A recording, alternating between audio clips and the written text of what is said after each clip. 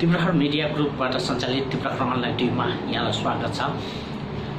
आजको हाम्रो तिब्रहर विशेष वार्तामा हुनुहुन्छ सामाजिक अभियन्ता नीलकण्ठ पौडेल। उहाँ समाज र वर्तमान परिस्थितिलाई बुझेर विश्लेषण गर्ने क्षमता राख्नुहुन्छ। उहाँको विश्लेषण क्षमता र पछिल्लो कोरोना कहरका विषयमा केन्द्रित रहेर आज हामी उहाँसँग कुराकानी गर्न गइरहेका छौँ। प्रस्तुत छ उहाँसँग गरिएका कुराकानीको सारांश। यहाँलाई कार्यक्रममा स्वागत छ। हजुर धन्यवाद छ। नमस्कार। लकडाउन अवधिमा कसरी दैनिकी बिताइरहनु भएको छ?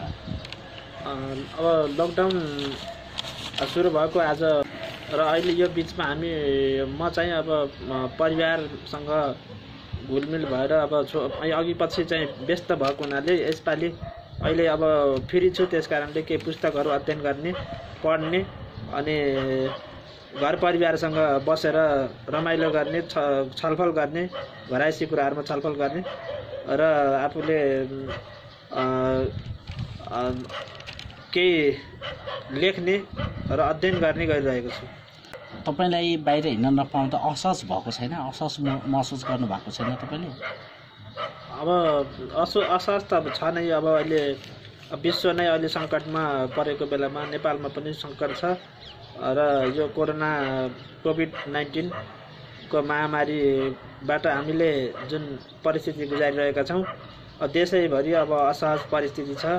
त्यही माथि पनि मेरो आफ्नो शारीरिक अपाङ्गताको अवस्थाले पनि र यो अपाङ्गता स्थिति भनेको अब मोर सेन्सिटिभ पनि हुन्छ रोगको सङ्क्रमण र लामो समय बसिरहँदाखेरि पनि शरीर निष्क्रिय हुन सक्ने, जसको कारणले पनि बोर मात्र नभएर शारीरिक रूपमा पनि र मानसिक रूपमा पनि अलिकति स्ट्रेस छ अहिले अलिकति। त्यसलाई फ्रेस गर्नको लागि एक्सर्साइज गर्ने, पढ्ने गरिरहेको छु। असहज त छ नै। जस्तै तपाईँ जस्तै अपाङ्गहरूको अरूको अवस्था चाहिँ कस्तो पाउनु भएको छ? के भएको छ होला उनीहरूलाई? के छ स्थिति तपाईँले थाहा पाइन्छ? अब अहिले लकडाउनको बिचमा मैले साथीहरूलाई सम्पर्क गरे अनुसार विभिन्न जिल्लाहरूको साथीहरूको रिपोर्ट अनुसार उहाँहरूको अवस्था दयनीय छ। जस्तै अब अन्य नागरिकहरू सबैको अवस्था अहिले दयनीय छ। खाद्यान्नको अभाव छ र उहाँहरूको आर्थिक सामाजिक स्थिति कमजोर भएको अवस्थामा अपाङ्गको अवस्था अझै बढी नाजुक हुने नै भयो। उहाँहरूको शारीरिक रूपमा, मानसिक रूपमा जुन अपाङ्ग हुनुहुन्छ, अपाङ्गता एउटा चाहिँ अत्यन्तै संवेदनशील एरिया हो, क्षेत्र हो त्यो। उहाँहरूको शारीरिक अस्वस्थको बावजुद पनि उहाँलाई चाहिँ अब अपाङ्ग भएका व्यक्तिहरूको आवश्यकता, जस्तो अरूलाई खाद्यान्नको आवश्यकता होला भने अपाङ्गहरूलाई त्यति मात्रै हुँदैन। उहाँहरूलाई चाहिँ मेडिकल इक्विपमेन्ट भयो, त्यसपछि गएर सहायक सामग्री भयो र सहयोगी। उहाँ अपाङ्ग भएका व्यक्तिहरूले आफैले एकजना सहयोगीलाई सँगै राखेर पालिराख्नु पर्ने अवस्था छ। आफूले मात्रै खाएर भएन, सहयोगीलाई पनि खुवाउनु पर्यो र बढी खर्च छ। अपाङ्ग भएको व्यक्तिलाई बढी खर्च छ र बढी ध्यान दिनुपर्ने अवस्था हुनाले उहाँहरूको स्थिति अलि बढी नाजुक छ। त्यसरी बुझ्नुपर्छ हामीले। जस्तै उहाँहरूको अवस्थालाई चाहिँ नि राज्यले नहेरे हो या उहाँहरूको चाहिँ माग्न भाव हो या तपाईँ जस्तै विभिन्न सङ्घ संस्थाले उहाँहरूलाई नहेरेको अवस्था के हो? तपाईँले के पाउनु भएको छ? अब अहिले हामीले अब यसमा सरकारले जुन किसिमले अब हुन त अब यो अहिले कोरोना यो कोभिड-19 विश्वलाई नै एउटा नौलो खालको रोग हो यो। त्यस कारणले नेपाल सरकारलाई पनि यो नौलो रोग भएको हुनाले यसको व्यवस्थापनमा कसरी जाने, के गर्ने भन्ने कुरामा सरकारले पनि केही कठिनाइ आयो होला। त्यस कारणले गर्दाखेरि सरकारलाई पनि यो अप्ठ्यारो छ, उसले गर्न खोज्दैछ होला। सरकारलाई पनि कति आलोचना गर्ने, तर सरकारले को म्यानेजमेन्टमा अलिकति कमजोरी के रह्यो भने कोरोना चाइनामा सुरुवात हुँदा बित्तिकै र इन्डियाले लकडाउन गर्दा बित्तिकै पहिला बोर्डर सिल गरेर र एयरलाइन्सहरू बन्द गरिसकेपछि अन्य नागरिकहरूको व्यवस्थापनको पाटोलाई मिलाइसकेपछि बल्ल लकडाउन गर्नुपर्ने हो। तर लकडाउन आत्तिएर हताश तरिकाले आत्तियो र लकडाउन गर्यो र अहिले खास लकडाउन अब लकडाउन सुरु गर्नुपर्ने हो। अहिले सङ्क्रमण बढिरहेको छ, त्यस कारणले गर्दा सरकारको व्यवस्थापनमा कमजोरी त छ नै। र एउटा कुरा के छ भने अब अहिले सङ्घीय प्रणालीमा अब स्थानीय निकाय सरकारहरू छन्, वडा कार्यालयहरूमा राहतको वितरणहरू छन्। राहतको वितरणमा अपाङ्ग भएका व्यक्तिहरू वडामा कार्यालयमा जान सक्दैनन्। वडा स्थानीय निकायका जुन जनप्रतिनिधिहरू चुनावमा जसरी भोट माग्न आउनुहुन्छ, उहाँहरू घर घर जानुहुन्थ्यो नि भोट माग्न, त त्यसरी अपाङ्ग भएका व्यक्तिहरू त हिँड्न सक्दैनन्, वडामा जान सक्दैनन्। एउटा सूचना टाँस गर्ने, एउटा वडा कार्यालयले राहतको लागि आह्वान गर्ने, सूचना पनि टाढा टाढा मात्रै एउटा चाहिँ सेन्टरमा मात्रै राख्ने। हामीले सूचना अपाङ्ग भएका व्यक्ति जो घरबाट निस्कनै सक्दैनन्, उनीहरूले कसरी सूचना थाहा पाउँदैन? जसको कारणले राहत बाँड्दैछ भन्ने पनि अपाङ्ग भएका व्यक्तिहरूलाई थाहा हुँदैन, थाहा पाएनन्। त्यस कारणले उहाँहरूले बाँड्न त बाँड्नु भयो, बाँडेको हामीले देख्यौँ, तर उहाँहरू घर घर आउन नचाहने हुनाले मैले वडा अध्यक्षलाई फोन गरेर आउनुहोस् न भनेको। उहाँहरू चाहिँ अब हामी माननीय हो, सम्माननीय हो भन्ने खालको भाषा प्रयोग गर्नुहुन्छ उहाँहरू। लगभग त्यस्तै स्थिति छ। हामीले गाउँ गाउँमा सिंहदरबार गयो भने सोचेको त्यो अवस्था अझै हामीले अनुभूति गर्न पाएका छैनौँ। उहाँहरू घर घरमा आउनुपर्ने हो, कर्मचारी पठाउनु पर्ने हो त्यो जुन लगत सङ्कलन गर्न, त्यो नगरिकन एउटा सूचनाको भरमा जति टाठाबाठा जति हिँड्न सक्छन् उनीहरू गएर लिए। र हामीले कतिपय अपाङ्ग भएका व्यक्तिले पाएनन्। 10 किलो चामल, आज 52 दिनको लकडाउन हो, 10 किलो चामलले 52 दिन कसरी खान सकिन्छ? त्यसकारण यो व्यवस्थापनमा कमजोरी धेरै छ। अपाङ्ग भएका व्यक्तिहरूलाई धेरै गाह्रो छ। जस्तै अपाङ्गसँग सम्बन्धित सङ्घ संस्थाहरूको सङ्ख्या धेरै छ मुलुकमा, होइन? ती सङ्घ संस्थाहरूलाई विभिन्न एनजिओ आइएनजिओहरूले पनि सहयोग र सपोर्ट गरेको अवस्था छ। त्यो सङ्घ संस्थाको वर्तमान अवस्थामा क्रियाशीलता र तिनीहरूले अपाङ्गलाई गरेको व्यवहार सम्बन्धी तपाईँले के जानकारी पाउनु भएको छ, त्यो बारेमा बताइदिनुहुन्छ कि? हुन त अब अहिले राम्रो कुरा गर्नुभएको छ। अब अहिले अपाङ्ग भएका व्यक्तिहरूलाई एनजिओ आइएनजिओहरूले पनि हेर्नुपर्ने हो।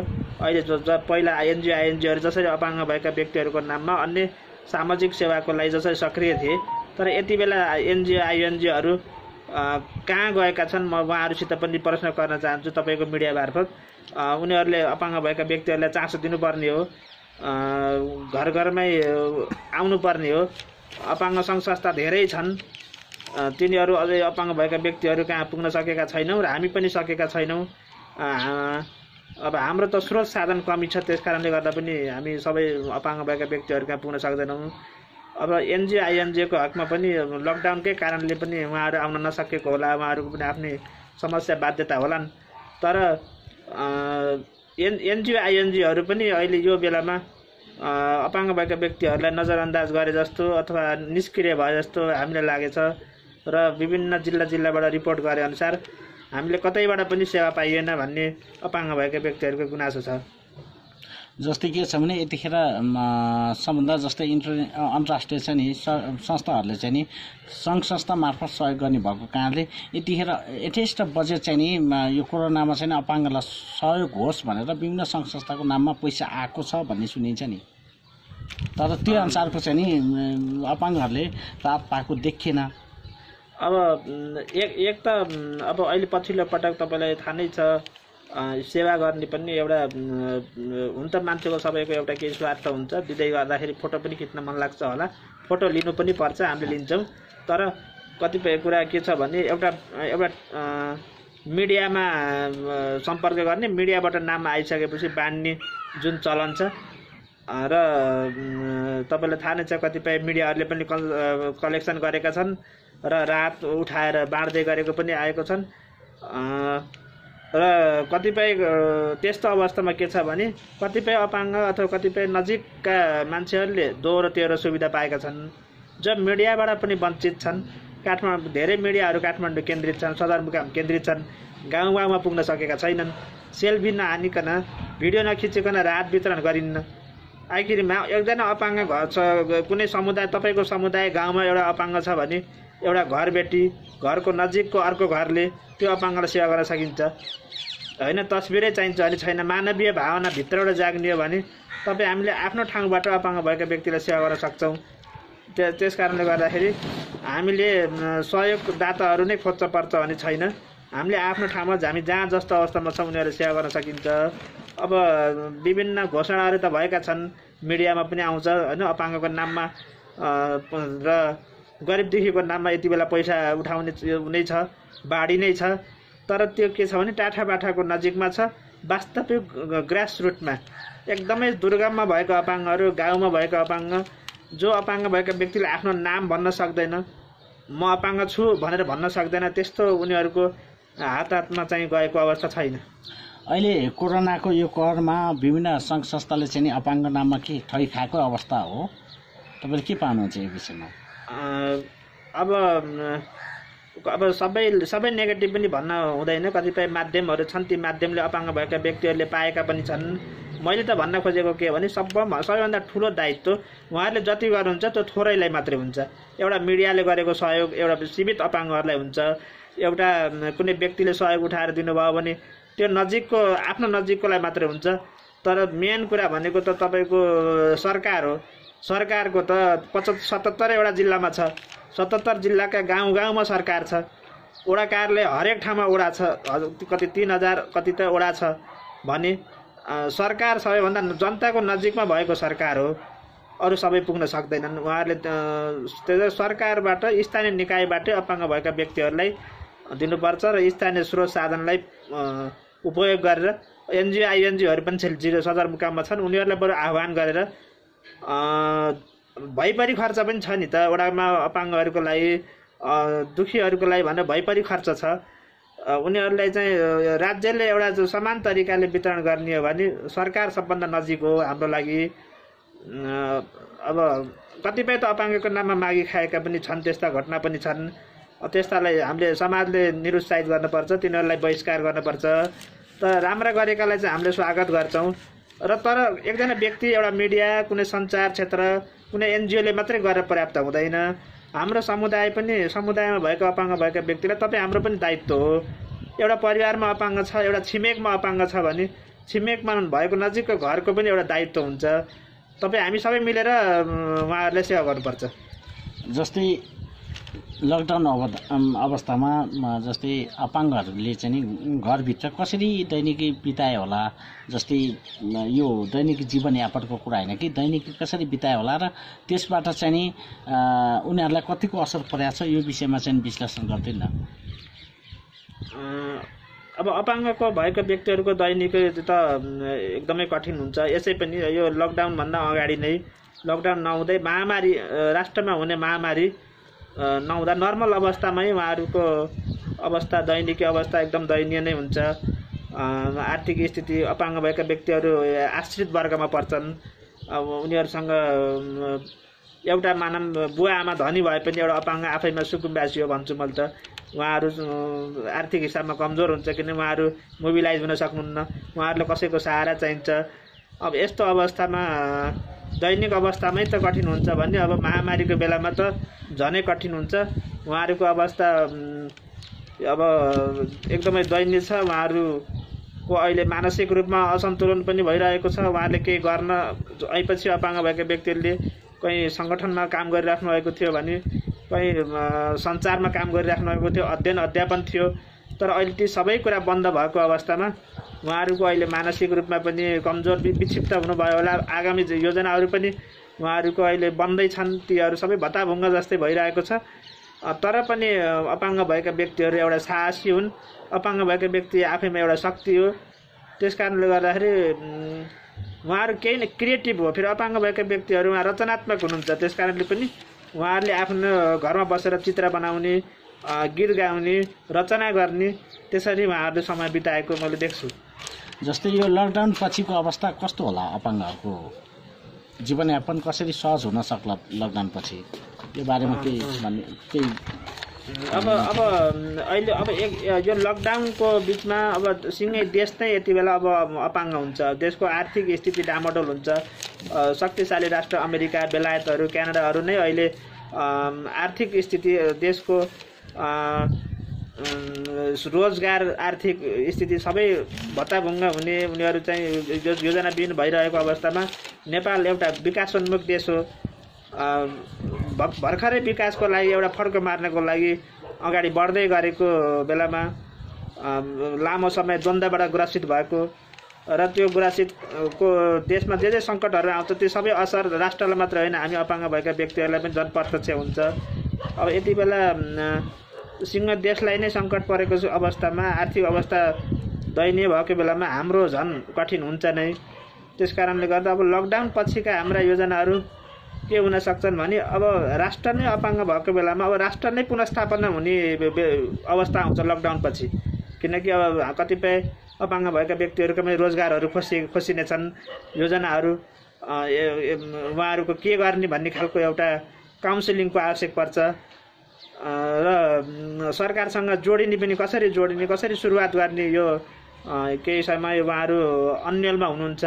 त्यस र उहाँहरूको योजना बनाउन पनि अप्ठ्यारो भइराख्ने हुनाले अब आगामी दिन चाहिँ कसरी बन्ला भन्ने लाग्छ भने हामीले नेतृत्व तहमा भएको हुनाले उहाँहरूलाई हामीले फेरि पुनर्स्थापना अपाङ्ग भएका व्यक्तिलाई पुनर्स्थापना त यसै पनि गर्नुपर्छ, तर आर्थिक पाटोले पुनर्स्थापना उहाँहरूलाई चाहिँ अब कतिपय रोजगार खोसिएका छन् भने फेरि रोजगार सम्बन्धित ठाउँमा दिलाउन खोज्ने र यदि भएन भने हामी आफै रोजगारसँग सम्बन्धित सरकार र मन्त्रालयसँग हामी कुराहरू गर्छौँ र उहाँहरूलाई पुनर्स्थापना गर्नको लागि आर्थिक रूपमा अगाडि बढाउनको लागि विभिन्न योजनाहरू प्याकेजहरू ल्याउँछौँ। अब अहिले त योजना बनिसकेको छैन किनकि हामी अहिले रोगसँग लडिरहेका छौँ। सबभन्दा पहिला हामी बाँच्नु पर्यो। हामी अपाङ्ग भएका व्यक्तिलाई झन् छिटो कोरोनाले समात्छ र हाम्रो सङ्क्रमण हामी आफै निष्क्रिय हाम्रो शरीर भएको हुनाले एक्सर्साइज हामीसँग हुँदैन। हामी पर्याप्त हामीसँग एक्टिभिटिजहरू हामीसँग चाहिँ हाम्रो चाहिँ मनोबल बलियो भए पनि हाम्रो शरीरको अवस्था कमजोर भएको हुनाले हामीले त्यो रोगसँग लड्न सक्ने क्षमता अरूको भन्दा अलिक कमजोर भएको हुनाले हामी यति बेला घरमै बसेर यो रोगसँग लड्नु नै पहिलो प्राथमिकता हो। त्यसपछि हामीले उहाँहरूलाई पुनर्स्थापना गर्ने हामीले योजनाहरू बनाएका छौँ र अपाङ्ग भएका व्यक्तिहरूले पनि उहाँहरूले जुन कोठाभित्र बसेर रचना गर्नुभएको छ, कसैले किताब लेख्नु भएको होला, कसैले गीत लेख्नु भएको होला, त्यसलाई चाहिँ हामीले उहाँहरूले गरेका रचना क्रिएटिभ कुराहरूलाई हामीले व्यावसायिक रूपमा लैजानको लागि उहाँहरूले बनाएका चिजहरूलाई हामीले बाहिर ल्याउनको लागि उहाँहरूले बनाएको योजनाहरूलाई सहकार्य गर्नको लागि हामीले हातेमालो गर्ने योजना छ यो लकडाउन पछि। जस्तै यो भन्दा पनि जस्तै राष्ट्रिय विषयमा जाउँ होइन, पछिल्लो समयको लिपुलेखलाई चाहिँ नि तपाईँले कसरी लिनुभएको छ विवाद, लिपुलेख विवादलाई? अब यो हेर्नुहोस्, अब यो लिपुलेखको मात्र नभएर अब यो नेपालको सीमा जोडिएका हरेक देशमा सीमा जोडिएका सीमाहरू विवाद हरेक देशमा हुन्छन्। यो सबै देशहरूमा सीमा छन् र तिनी सीमाहरूमा हरेक देशमा सीमाका विवादहरू हामीले देख्छौँ र त्यहाँ चाहिँ सीमाकै कारणले पाकिस्तान र इन्डिया बिचको पनि झगडा भयो, अझै पनि उनीहरूको टुङ्गिएको छैन। त्यस्तै विभिन्न अरू शक्ति राष्ट्रहरूको पनि सीमा विवाद भइरहन्छन्। यस्तै नेपाल र इन्डियाको सीमा विवाद र नेपाल र चाइना बिचका पनि सीमा विवादहरू आइरहन्छन् बेला बेलामा। तर हामीले कसरी बुझ्नु पर्यो भने भारत एउटा विस्तारवादी नीति लिएको एउटा देश हो। त्यो उसले आफ्नो जमिनहरू बढाउने उसको नेतृत्व राजनीतिक पार्टीदेखि लिएर कर्मचारी तन्त्रसम्म उनीहरूको परराष्ट्र नीति एकनाशको छ। उनीहरूको एकनाश छ। उनीहरूको सोच के छ भने अरूको हस्तक्षेप गर्ने र विस्तारवादी जमिनहरू विस्तार गर्ने हडप्ने उनीहरूको स्वभाव छ। त्यो स्वभावले गर्दाखेरि र नेपाललाई उनीहरूले अलिकति हेपा दृष्टिकोणले हेपाको एउटा व्यवहारको रूपमा राजनीतिक सामाजिक आर्थिक रूपमा तिनै कोणले उनीहरूले हामीलाई व्यावसायिक रूपमा पनि र यो वाणिज्यको रूपमा पनि हामीलाई उनीहरूले हेपा दृष्टिकोणले हेरि नै रहेका छन्, इतिहासदेखि आजसम्म गरिरहेका छन्। र त्यसको पछाडि फेरि हामीले भारतलाई मात्रै गाली गरेर पनि हुँदैन। जस्तो लिपुलेखको जुन कुरा छ, कालापानी जो लिम्पुया धुरा छ, त्यो लिम्पुया धुराको अतिक्रमणको कुरा छ नि, यहाँ चाहिँ के भारतले त अतिक्रमण गर्यो होइन, उसले कमसेकम भारत एउटा संयुक्त राष्ट्रसङ्घको सदस्य राष्ट्र हो, नेपाल पनि संयुक्त राष्ट्रसङ्घको सदस्य राष्ट्र हो, चीन पनि संयुक्त राष्ट्रसङ्घको सदस्य राष्ट्र हो। कमसेकम उसले अन्तर्राष्ट्रिय मूल्य मान्यताहरू नीति नियमलाई त समाउनु पर्थ्यो। नेपाल भारत बीचको सीमा बनाउनुभन्दा अगाडि दुई देश बीचको सल्लाह हुनुपर्छ, यति कुरा त उसले बुझ्नु पर्थ्यो। त्यति पनि नबुझिकन नेपाललाई सङ्कट भएको बेलामा भूकम्पको बेलामा नाकाबन्दी लगाइदियो। जति बेला सङ्कट आउँछ त्यो सङ्कटमै उसले हेप्ने खालको जुन व्यवहार उसले गरिरहेको छ, यो हामी यसमा कुनै अनभिज्ञ आजै यसले हामीलाई हेप्यो भन्न पर्दैन। यो यिनीहरू इन्डियाको उनीहरूको सोचै हो, जुन यिनीहरूको हामीले नरेन्द्र मोदीलाई दोष दिनु पनि पर्दैन। उनीहरूको के संस्थागत नियम हो यो, उनीहरू संस्थागत नीति नै हो यो। उनी कर्मचारी तन्त्रदेखि लिएर सबैमा एउटै नियम छ। बरु हाम्रा नेताहरूमा चाहिँ परराष्ट्र नीति फरक छ। तपाईँको प्रचण्ड र केपी ओली बिचमै परराष्ट्र नीति फरक छ। एउटा पार्टीका दुईटा नेतामा परराष्ट्र नीति सोच छ, कर्मचारीमा परराष्ट्र नीतिको त झन् कुरै छोडिदिउँ। त्यस कारणले गर्दा हाम्रो भूमि घुम्नुको कारण मुख्य कारण हाम्रै आफ्नै कारणले हो। अनि अर्को कुरा के भनौँ भने सुन्नु है, तपाईँले अब एकदम पोइन्टको कुरा गर्न चाहन्छु। इन्डिया र नेपाल बिचको त्यहाँ लडाइँ भएर त जमिन लिएको होइन। उनले कसैलाई हानेका पनि छैनन्, कसैलाई केही गरेका पनि छैनन्, कोही द्वन्द गरेर झगडा गरेको पनि होइन।